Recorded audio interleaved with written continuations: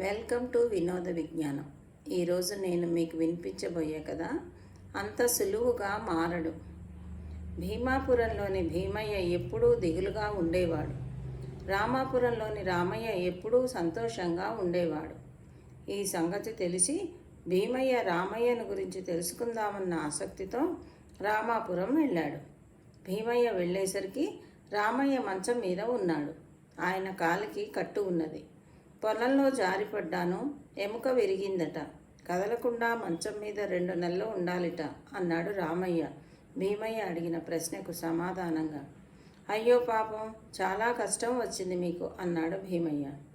కష్టమే ఉన్నది, ఇలాంటిదేదో అయితే తప్ప విశ్రాంతి తీసుకోను నేను. కాళిదాసు గారి మేఘ సందేశం చదవాలని ఎన్నాళ్ల నుంచో నా కోరిక, అది ఇప్పుడు తీరుతున్నది అన్నాడు రామయ్య. ఇంతలో రామయ్య కొడుకు వచ్చి, నాన్న, నిన్ను ఆ సోమయ్య తిట్టుతున్నాడు అన్నాడు ఆవేశంగా. తిట్టితే తిట్టనీయరా, మనకేం నష్టం అన్నాడు రామయ్య. నిన్ను పనికిరాని చవట అంటున్నాడు అన్నాడు రామయ్య కొడుకు. వాడు అంటే అన్నాళ్లే, నేను చవటనేనని నువ్వు చెప్పు అన్నాడు రామయ్య.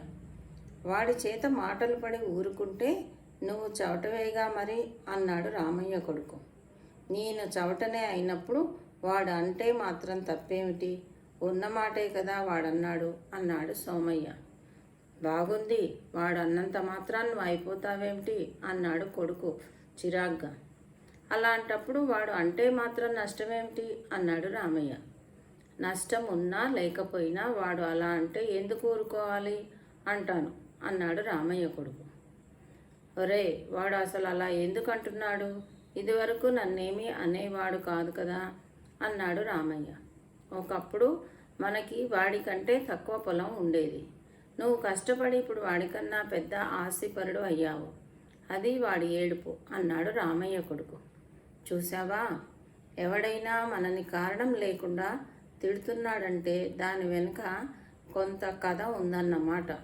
ఒకడు మనల్ని ఉత్తిపుణ్యానికి తిడుతున్నాడంటే మనం చాలా ఉన్నత స్థితిలో ఉన్నామన్నమాట. అందుకు సంతోషించాలి కానీ విచారించడం ఎందుకు అని రామయ్య అడిగాడు.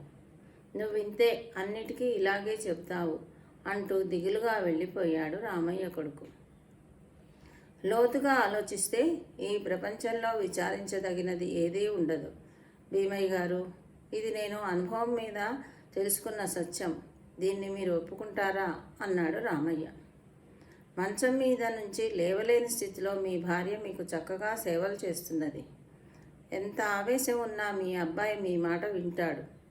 మీలాగే దెబ్బ తగిలి నేను మంచం ఎక్కితే నా భార్య నాకు సేవలు చేయదు. నా కొడుకు ఒక్కసారి కూడా నా మాట వినడు.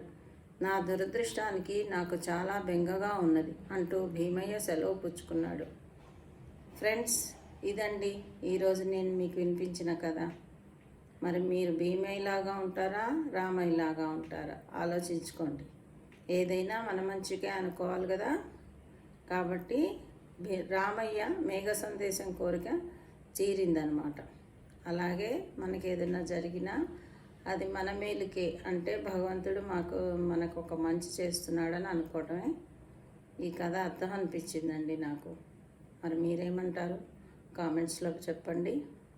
లైక్ చేయండి, షేర్ చేయండి. బాయ్.